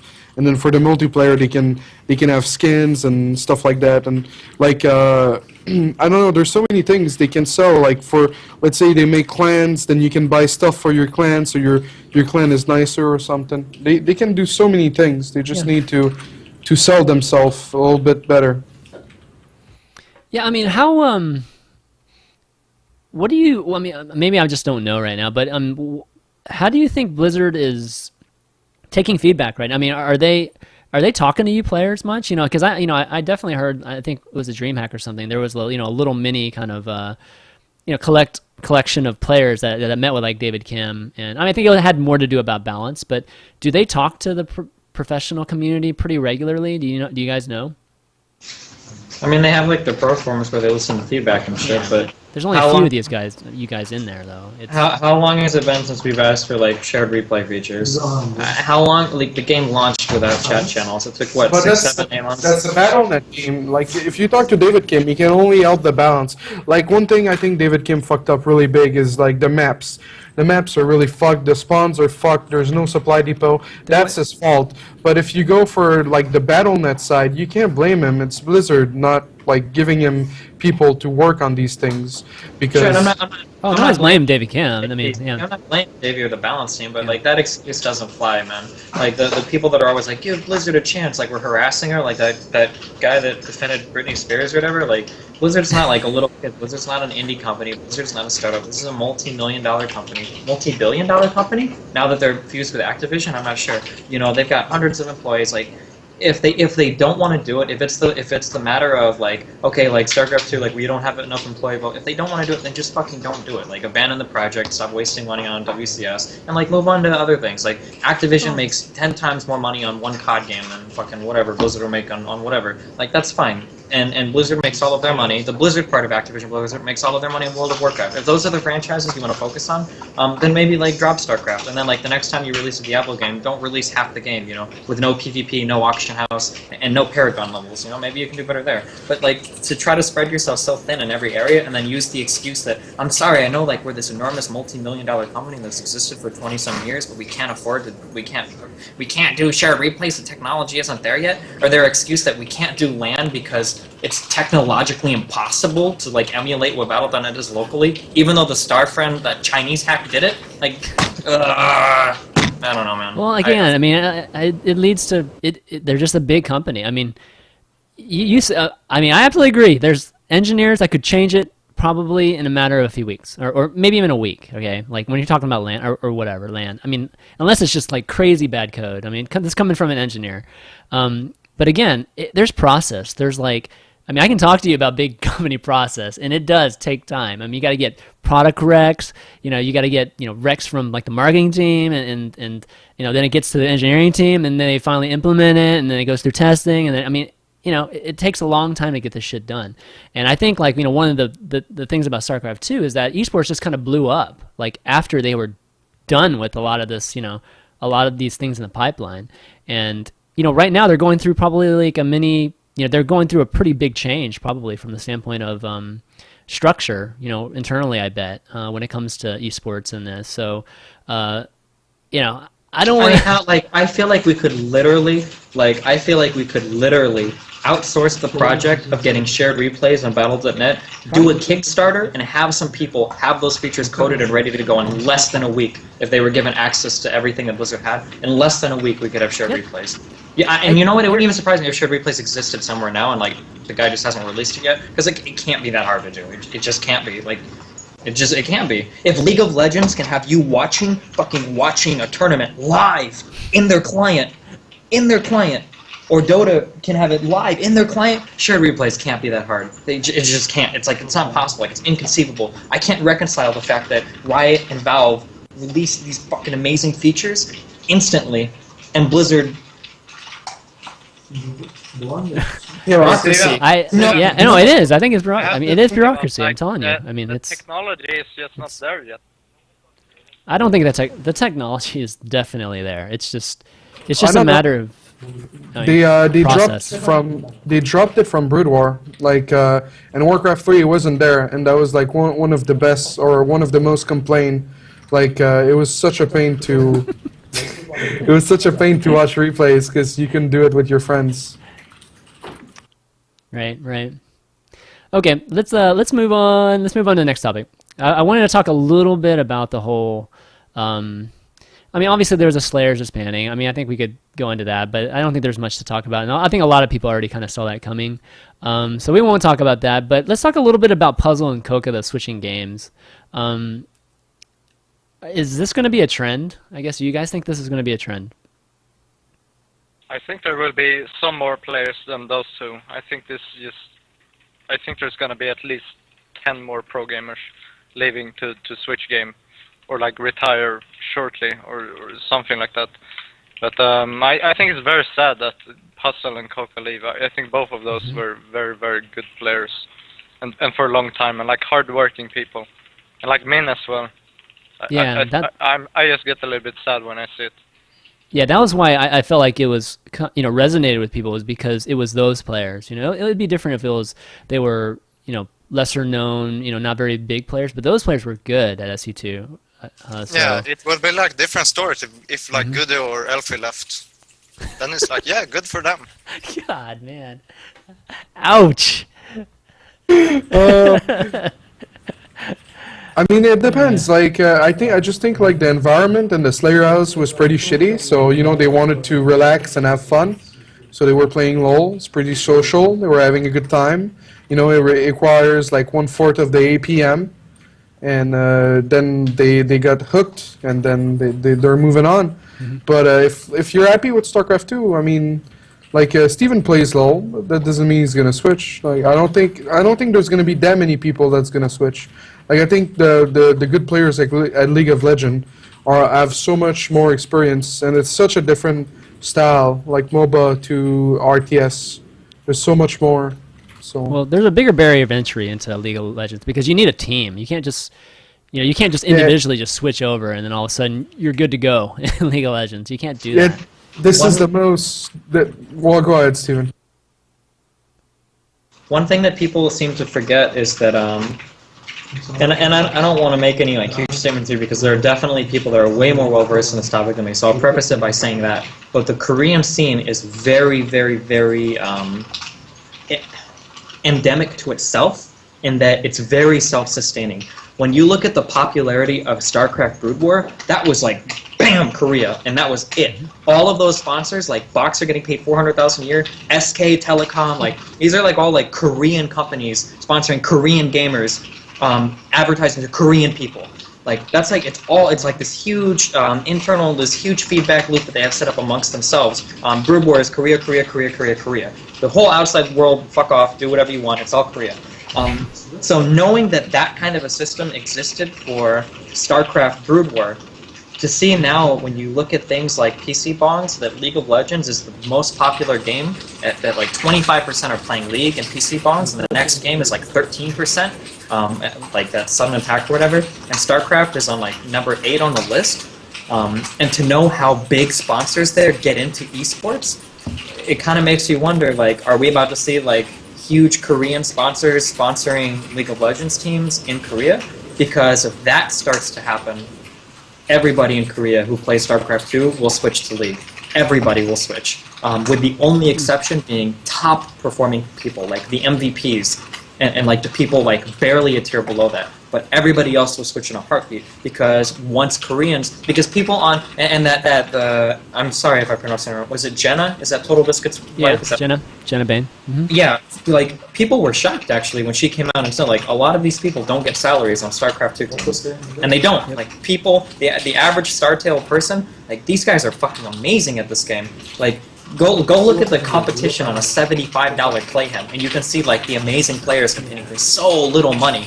If these guys are sitting there grinding 12 hours a day in these little itty-bitty team houses where you're sitting on top of each other, and then they see, like, a whole bunch of sponsors are coming and getting interested in League of Legends, like, fuck, like, most people will switch very soon if that kind of stuff starts to happen. I'm only going by, like, what I saw in Brood War and how the sponsors work there. I mean, I could be wrong on that, but, like, that's just my opinion. I feel like they would all switch very quickly if Korean sponsors started to get into League of Legends. So to go back to the question of playing team games compared to 1v1, Steven, I think it's so much like mind-fucking compared to 1v1, because you need like 4 other people committed. Like I've read a bit of League of Legends stuff. Like, Can't hear him. oh, goddammit. Yeah, So you have there you like the SK team that's gonna like get a team house just because people are not showing up. Like, I think that one of the thing I hated the most when I played Dota is you need 4 other committed people, and then you need those 4 other committed people not to start bitching at each other and not like have drama and not start like choking each other out. And then you need to be on the same level of thinking. You need like the same level of commitment, and then even then, that doesn't mean you're gonna win or you're gonna do well. So I mean, people say that, but I don't think that's necessarily true. Like, people are like, it's so hard to find a team. Like, look at every StarCraft 2 team now. Like, every team now has at least 5 people on it. It's not like it would be hard to find a team of 5 people. You wouldn't put together a team of 5 people to play a game. I don't think it would be that hard. It might be a little bit harder than doing 1v1, but finding the team wouldn't be that hard. I think it's extremely hard. Like, for me to work together with someone and like to trust 4 other people to be as committed as me. Like, okay, alright, rule number 1, no girlfriend. Rule number 2, we can't go drinking. Rule number 3, we all have to live in the same house. Rule number 4, give up everything in your life and we're gonna do 110% League of Legends. We all have to teamwork and everyone has to be at least as talented as myself, and we all have to respect each other. We all have to be good friends. Like, all of those things, everything has to be like that for me not to get depressed while playing League of Legends. And I'm sure that a lot of people would like quit League of Legends, or like you try it out and then like one guy in your team like a half year later says, oh, fuck this game, I'm gonna go to school, and then it's like GG. I think it's very hard, and I don't think you have even tried it, but I think it's very, very difficult to find a team that you're happy with. Yeah, I mean, it would, again, the teams are already established too, so switching games and you have to make a name for yourself too. Not to mention, I mean, I don't think it would be I don't think you'd have to come up with like a 5-man team and then just like enter in the whole thing. I mean, I think you could try to, I guess, convince teams to to pick you up as a player, right? I mean, it's really the team's responsibility to put players together that way, right? And obviously, you make the decision whether to join the team or not. Is based on all those things that you're probably saying. But yeah, I mean, I kind of agree. I think it's not like it's definitely not easy for folks to switch over. But like a lot of those Koreans, like you said, I mean, I think how many folks would switch over games even if they don't like League of Legends as much as StarCraft 2? I mean, is it purely about money, you think? That's bullshit, though. I'm trying super hard not to sound like Idra or whatever, but if there was no money involved in StarCraft 2, I can't see like all of these people grinding out StarCraft 2 over a game like League of Legends. There aren't all these people people are like, oh god, like these guys have so much passion for StarCraft 2 and it's such a great game and they love it. Like fuck, like StarCraft 2 can be frustrating as fuck sometimes. Like and there's a reason why 25% of people who've gone to PC bongs are playing. I'm sorry, somebody in chat said PC bang. It's spelled bang, but I thought it was pronounced bong. Isn't it? Isn't it pronounced PC bong? I actually am not sure. PC bang. Is it pronounced PC No, bang? they say bond. They say bond. Okay. Yeah, I was pretty sure they say PC one. But whatever. Like the fact that all these people are playing League of Legends, like it says something. Like that more people like. I don't think like there are all of these people that are going to play StarCraft 2 until they're like living homeless. Like they're literally begging for money on the street so that they can get enough money to go to the local like PC shop to play StarCraft 2. Like I don't think people are going to have a hard time switching. It's not like StarCraft 2 is like this super addictive, awesome, all amazing fun game that like you just can't stop playing. It's so addictive. So like I don't foresee that being like an enormous problem if it happens. I see. Okay, well, guys, I think I'm going to try to take questions here. It's going to be like a freaking minefield, I'm sure. But I just want to remind you guys that we're doing a Heart of the Swarm, or 3 beta keys for Heart of the Swarm giveaway. And the way you do it, guys, is you follow me on Twitter, twitter.com/ChanmanV, and tweet me a creative, unique nickname for DesRow, MorroW, and Destiny here. It could be trolling, too, if you want. I mean, it could be funny, I guess is what I'm trying to say. But the winner will be the winner will be chosen by these 3 guys. They're going to pick the favorite ones for each of them. And I'll send you, the winners will receive a Heart of the Swarm beta key code that you can like start playing Heart of the Swarm right away. So we're going to be doing that right after Q&A here. So we're going to start up Q&A. We're going to take calls, guys. The way you do it is you add me on Skype. My Skype ID is ChanmanV. And I'll pull you into this call. I'll pull you into this call. I have some great news. Can I make an announcement? Yeah, go for it. For all of the Korean pro gamers out there, they can finally start winning tournaments again. Tyler will not be participating in any tournaments for 2 months after the drama that occurred between him and Tina. You're such a dick, man.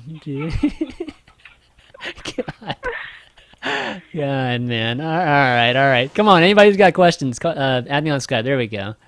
Oh, man, this is going to be fun. I can already see it. All right, let me switch over overlays for now. I'm going to have to fix these screen regions. Don't call, guys. I'll pull you guys in. This seemed like a safe pick. Oh, God. That picture. Hey, Jisoo? You there? You there? Oh, yeah. I'm Hey, how's it going? You got a good. Welcome to Pro Corner. You got a question for these guys? Yeah, hold on, let me mute your stream, sorry. Okay, basically my only question is, you guys were talking about how there's, with Protoss and Zerg, there's lots of, I guess, like, fundamental flaws with, I guess, like, how they work, and I've always sort of thought that Terran was sort of like Blizzard sat down with Terran, sort of, like, thought it out better than Protoss or Zerg. What do you think, like, the biggest thing that Blizzard could do to sort of, like, I guess, fix Protoss or Zerg would be? Can I do this? I feel strongly about this. Yeah. Okay. Go for it. So here's what I think happened. Okay, like I'm like 95% sure this is what happened. Okay. We have a StarCraft 2 StarCraft 2 coming out, and it's focused around Terran. Okay. When we design the campaign first, and we have 50 million ideas running around on what to do with Terran. We have all these units, you got all these upgrades, you got all these buildings, you got all this shit that can happen. There's so many ideas, so many things that can happen with Terran. And then when it comes time to design the multiplayer game, okay, now we also need to make Protoss and Zerg. So we make Protoss and we make Zerg, but for Terran, there's like this huge bundle of ideas to draw on. And like it's so readily apparent when you look at like all of the diversity in Terran, all the factory units, all the barracks units, all the starport units, supply depots, arrays and lower, bunkers that can be salvaged, the different things you can do with command centers, you can lift them up, you can put SCVs in them, you can make planetary forts, you can make orbitals, you can scan with them, like there's so much with Terran, there's so much stuff going on. And with Zerg you have like injections and roaches and broodlords and infestors, and Protoss has warpins and force fields. Like, obviously I'm simplifying things a bit, but I feel like Terran, like, when they went to sit down, they did the campaign first, and when they went to the multiplayer, they have all these ideas to draw on for Terran, which gave them so much more diversity. And then they kind of made, like, Zerg and Protoss in, like, a few days. That's like a bit of an oversimplification, but I feel like that's what happened when it came time to designing the races. Like, that, like, it feels hugely like that to me. Alright, in terms of actually changing shit, that's like so fucking complicated. Go for it, Morrow. He give you the shit part of the question, man. Uh, yeah, like I said before earlier in the show, you can't just remove something. Like to make Protoss not fundamentally flawed, you have to remove warping maybe, and force field maybe, and then we'll see. Well, like, what do you think if they were to remove warp gate? Like, what do you think would come about as a result of that? Like, what huge negative thing would come from that? Well, like every single Protoss will lose every single game, of course, because they're so extremely strong. Like every single timing attack Protoss has is effectively graded like so much better because of a warping mechanic when it comes to like defending bases and so on. And force field, just the way force field works is that the bigger fight, the better force field is gonna be, and your army is always gonna be based around like standing in a ball, and you're gonna force field your opponent's army. So like Terran just works better as a race because Terran is more like Brood War than the other races. Like Protoss, it's not even close to anything in Brood War. Protoss works completely and utterly different. It's like a fourth race. Yeah, yeah, it sounds like it. Yeah, I feel like Terran, like you're like in Brood War, there were lots of like small skirmishes going around. It was never just like death ball versus death ball. And with Terran, you have like drops and like spreading out siege tank lines. But I feel like with Protoss or Zerg, you like really don't have any of that. Like you basically have warp gate, or I mean warp prism, and like that's it. Right. All right, thanks for the question, buddy. We got a ton, a million more. So. All right, see you guys. Yeah, see ya. Okay. See you. All right, Michael Cole, you're next. Don't call, guys. I'll pull you into the call. So just go ahead and add me on the contact request, and we'll try to get to as many as we can. Michael, what's up? You there? Hello. Hey. Welcome to Pro Corner. Okay, so my question is, if there was one spell you could give the sentry instead of a force field, what would it be? I know you said you couldn't like just pull force field out of the game because it would break it, but if there's any way you could change it, what would you do? Wait, give a new ability to Sentry, or what did you say? Yeah, give a new ability to the sentry instead of the force field. What'd you replace force field with from the sentry? Why replace something? You Well, can't. what's the point of having a Sentry in the game in the first place if they don't have force field? Like it has hallucination. Why can't just a different unit have hallucination? Or Guardian Shield. Guardian Shield is just like a thing you have in a battle. It's like why Well, Guardian Shield's pretty good, but like a good design. It's just something you have in your army always in every single fight. Like I don't see the point of having Sentry in the game if it doesn't have force field. But I yeah, agree. you would have to kind of like buff everything Protoss has if they don't have force field.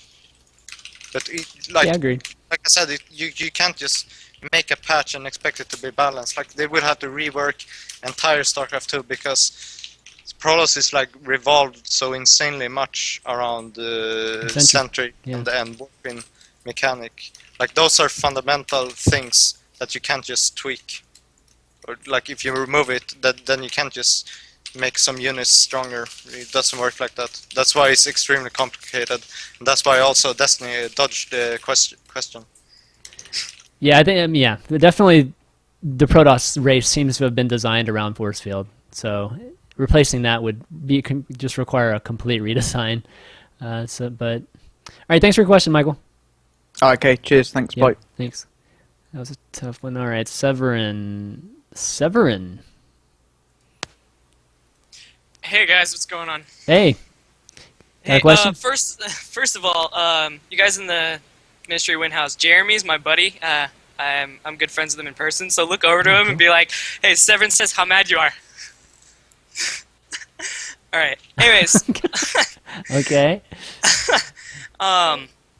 so my question is, when you guys are talking about how you loved BattleNet 1.0, I mean, like everybody who played it basically did, like the whole clan thing that they even implemented into other.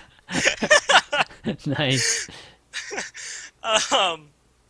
Like, how can we make it so that Battle.net 2.0 can be at least, like, what, half of what Battle.net 1.0 was? Like, what do we need to do in order to make it as good, like, or even close in the ballpark? And do you think it would end up being going to the free-to-play version? And if so, how would we make a successful free-to-play? I think the easiest step to begin with is that the background as default is a chat channel. Chat channel shouldn't be a window, but it should be just over there, like in the background. Whenever there's free space, there's channel. That's like the first thing I would do. Okay. Yeah. Anybody else have a suggestion? Thank you, Steven. Look at desRow, Jesus. This cam is frozen, and Yeah, you gotta restart your cams though. It's not that funny, Jesus, dude. God. Oh, that's pretty funny.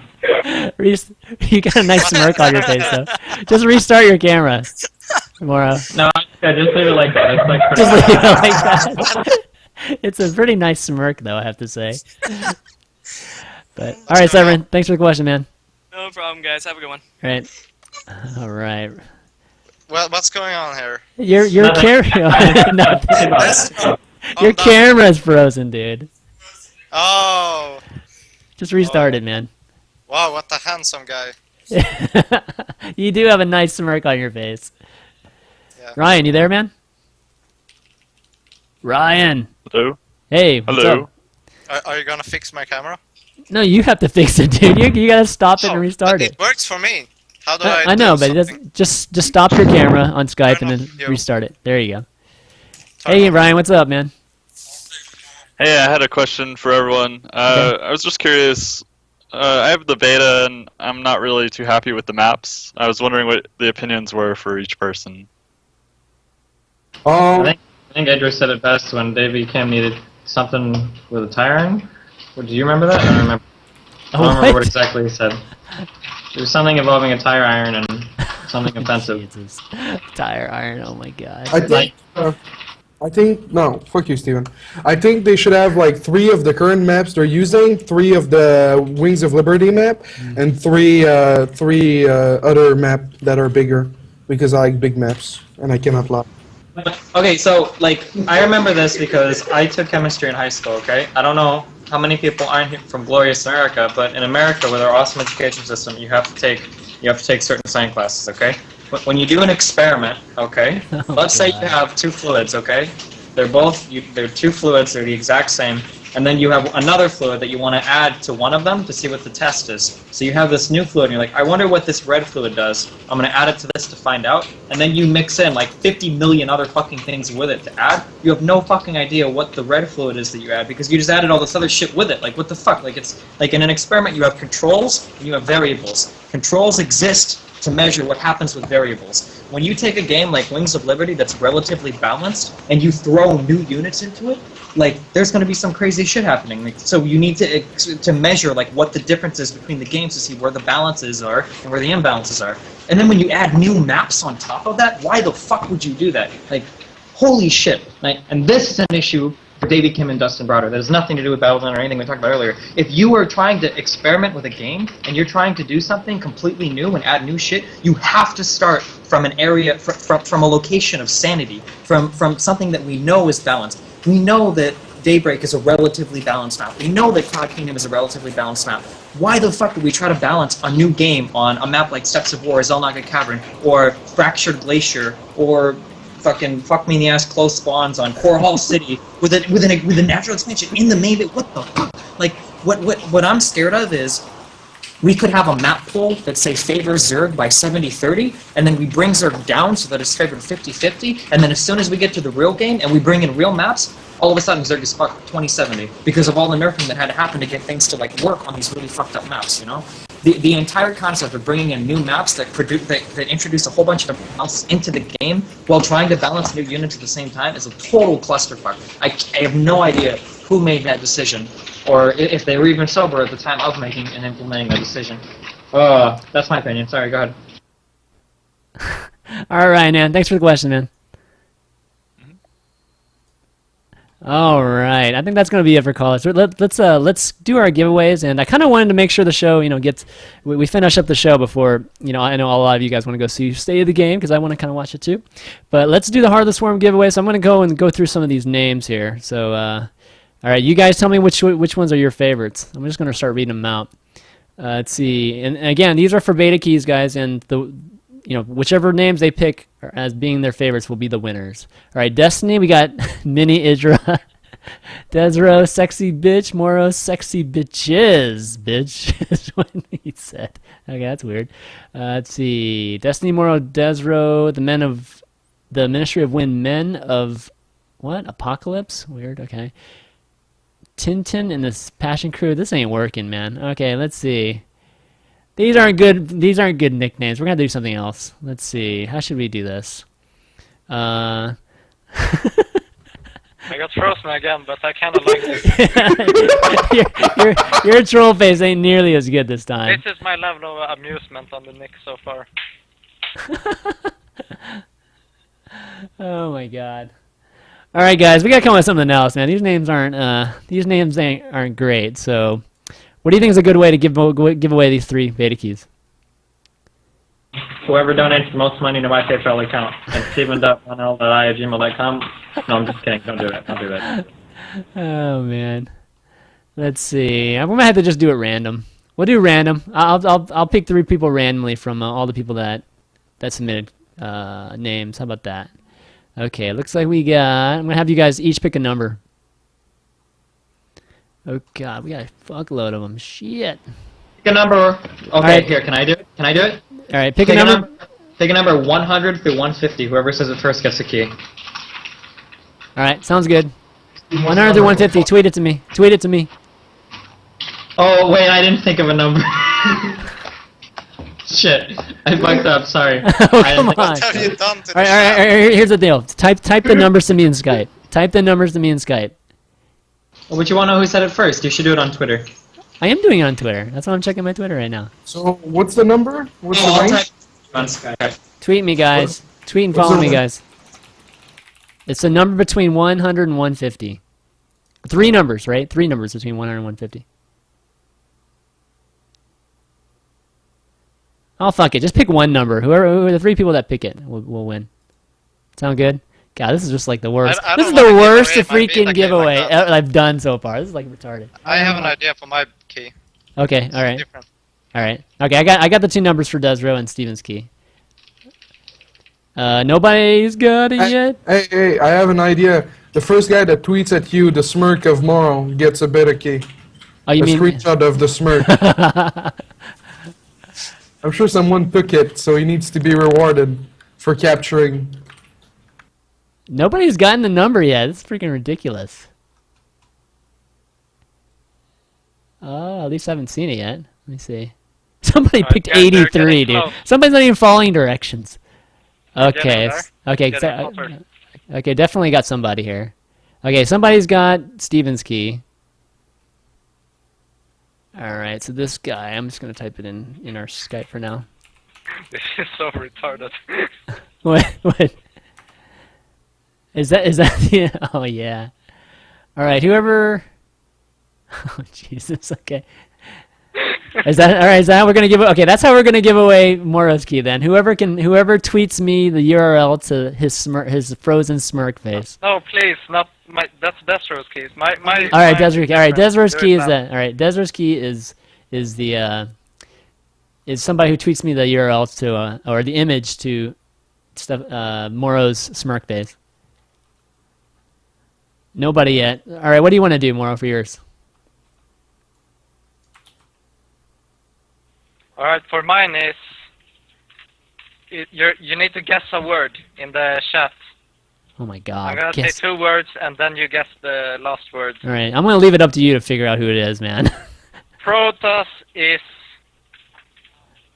All right, here we go. Fill in the blanks, guys. Protoss is what?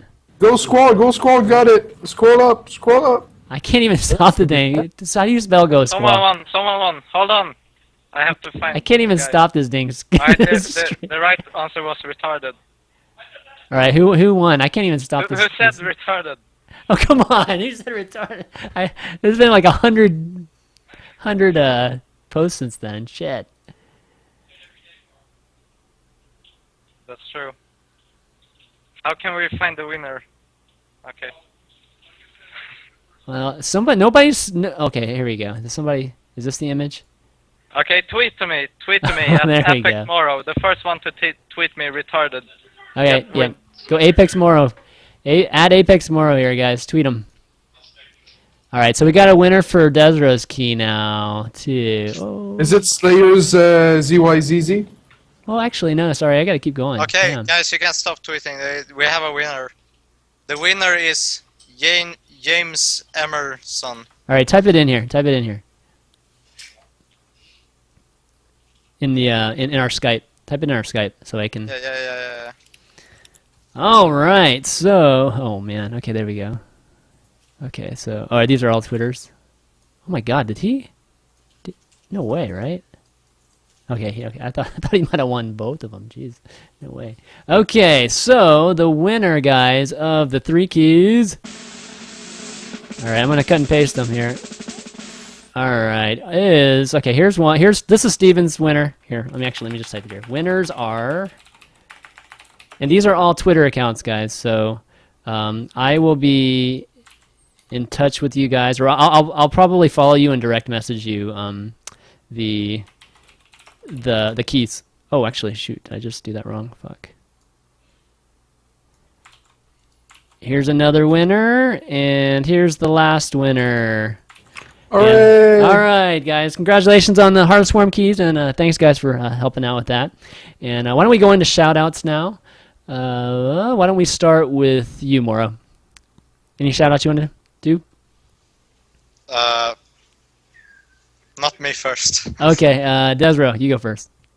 I'd like to thank my team Pulse. You can look them up somewhere on Google. Hold on. Shit, man. Oh, God. Okay. Facebook.com/Pulse Esports. And then you can follow me on Twitter at twitter.com/JustForFighting, Facebook.com/JustForFighting, YouTube.com/JustForFighting, Twitch.tv/JustForFighting. And like to thank Max Frag for sponsoring my stream, Aver Media, and TT Sports. And I'm going to DreamHack this weekend, DreamHack Bucharest. I'm leaving tomorrow morning, so cheer for me. And follow me on Twitter if you want to know which stream is casting my game. I'm going to have someone using my Twitter to make sure you guys know which stream I'm going to be on. Awesome. All right, yeah, good luck there, man. Yeah, definitely. Thank you. Thanks for coming on. Okay, we'll go to Destiny. Any shout-outs, Steven? We'll start it on here. Thanks to everybody that watches and supports me. I really appreciate it. Thanks to Cloud9 Labs for managing my website. Thanks to Aver Media for the help. And thanks to all of you that follow me on Twitter at Steven_Bonnell. Awesome. All right, Morrow, your turn. All right.